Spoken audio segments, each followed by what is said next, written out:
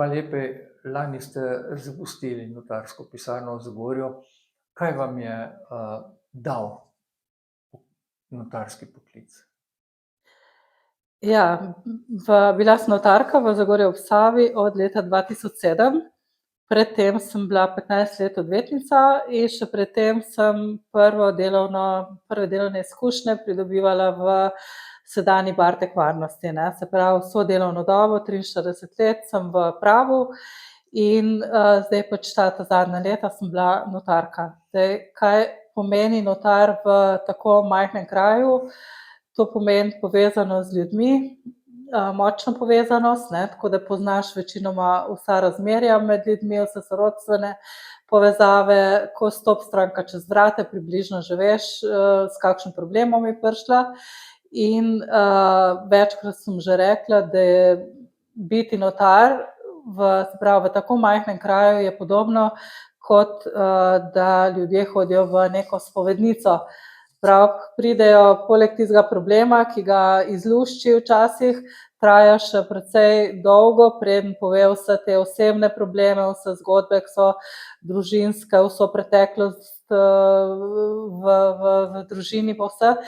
Tako da preposlušaš se pač teh raznih zgodb in živiš nekako z njimi, no. Tako da to je dejansko živiš s temi ljudmi, ni kar tako, da ob 2 zapreš ali ob 4 zapreš vrata pisarne, greš domov in to odmisliš, ne. Tako da tudi, ko greš na trg po solato, pa to ves čas si v stiku s temi ljudmi, te ustavljajo, se pogovarjaš z njimi, ne, tako da je pač ta močna povezava, ki jo verjetno v večjih mestih ni, ne. Tako da to je na en način je to način življenja, to ni kar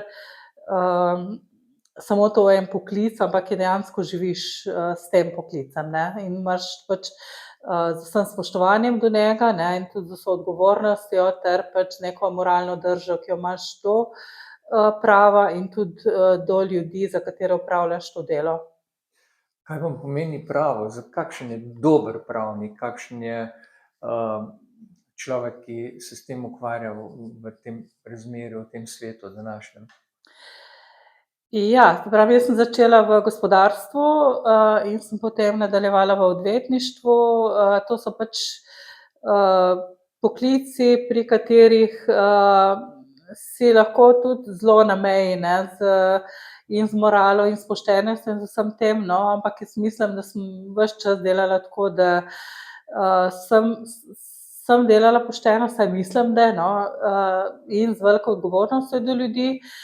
Mislim, da so se mi tisti razni špekulanti in nepošteni ljudje tudi izogibali, tako da praktično sem sama naredila selekcijo na en način strank, ker niso hodili k meni taki, ki bi vedeli, da bi lahko dosegli kakšno stvar na nemoralen ali nepravičen način, ne. Tako da kaj je dober pravnik? To, da pač živiš po tistem, kar si se naučil, kar si se na fakulteti so ti pač ubijali neko moralo, neko odgovornost čuti za ljudi, poštenje, pač slediti moraš stroki, tem normam, zakonodaji, ves čas se moraš izobraževati, ne, to je najmanj, kar pač je potrebno. Potem pa pač delati pošteno in v korist strank. Jaz mislim, da sem to počela, čeprav verjetno je bilo nekaj napak, popolnoma se ne da izogniti temu, ne, tako da pač, ampak upaš, da nobena ni bila narejena namerno ali pa pač zato, da bi nekoga prizadel. Se pa pač vedno, ko se urejajo odnosi med ljudmi, je vedno nekdo malo prizadet, oziroma pri 2 ljudeh, ki pač nekaj urejata, mogoče nekdo potegne malo krajšo, nekdo malo daljšo, ne, ker to so stvari povezane z dediščinami, z dedovanjem, z razveznimi postopki, z dodelitvijo otrok, z zemljo, se pravi z posestvi, kmetijami, z vsem tem, ne, se pravi, to so te občutljive stvari, pri katerih Res včasih kdo se mogoče čuti malo izigran, oziroma da je dobil manj, kot je pričakoval, ne, tako da zdaj pač skušaš najti ten kompromis, da najdeš za vse neko ustrezno rešitev, no. Katere zgodbe so se vas najbolj dotaknile? Zdaj tule v tem, v notarstvu se pač niso tako dramatične zgodbe, kot so bile v odvetništvu, no. In prav iz odvetništva sem šla ven zaradi tega, ker nisem več prenesla teh slabih stvari, ki si jih ljudje delajo drug drugemu. Želela sem nekaj bolj mirnega, ne, in vsak dan so bile zgodbe, vsakim človekom, ki je stopil čez vrata pisarne, je povezana neka zgodba in jaz sem v teh zgodbah potem tudi pisala anekdote, pač take hecne, smešne, zabavne stvari, ki so se zgodile.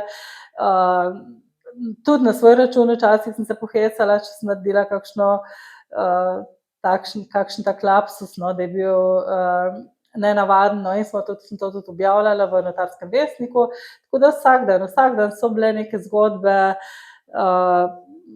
tako da je bilo v bistvu tudi z veseljem hoditi v službo, ni bilo dolgočasno, tako meni je bilo v redu, no, jaz sem se dobro počutila med ljudmi, mislim, da so me tudi ljudje jemali kot takšno, kot neko ljudsko, s kateri lahko vse poveš, ne, lahko se pogovarjaš, vse zaupaš, predvsem pa te podatki nikakor niso smeli, karkoli si slišal, nikoli ni smel ven izven teh pisarn, pač ostali za zidovi pisarne, kar si slišal, ne, in Tako kot spovednici.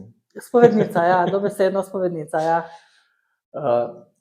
Kako ste kompenzirali včasih te težke zgodbe, ki ste jih pač nosili v sebi, kje ste iskali svoj mir? Ja, jaz sem bila sem povezana s kulturo, tako da v našem kraju sem precej močno delovala v knjižnici. Približno 25 let sem že članica bralnega krožka Zagorske knjižnice, zadnja leta sem tudi vodja tega krožka, ne, tako da se veliko časa namenim branju, zelo veliko berem, tudi kupujem knjige in doma imamo strašno obširno knjižnico, 10 000 knjig mogoče. Vsi beremo doma, no, tako da te knjige so mi bile na en način tudi pobeg pred tem, kar pač v službi slišiš. Drugače pa ja, vodila sem razne kulturne oziroma te pogovorne večere z literati slovenskimi oziroma raznimi avtorji, veliko sem hodila, moje pač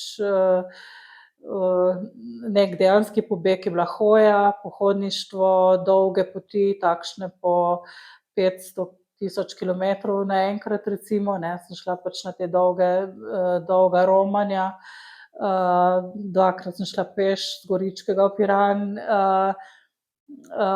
veliko sem pisala tudi, veliko potovala, pisala zgodbe o tem, reportaže, tako da ja, sem bila vpeta tudi v neko kulturno dogajanje, ampak ves čas na ta način, da sem bila v stiku z ljudmi, ne, da sem od njih črpala in to za svoje zgodbe in za članke in tudi za pogovore v knjižnici, ne. Tudi za knjige. Ja. Katera je bila, recimo, če tako na hitro se spomnite, najbolj zanimiva dogodivščina na teh poteh? Najbolj zanimiva dogodivščina na teh poteh?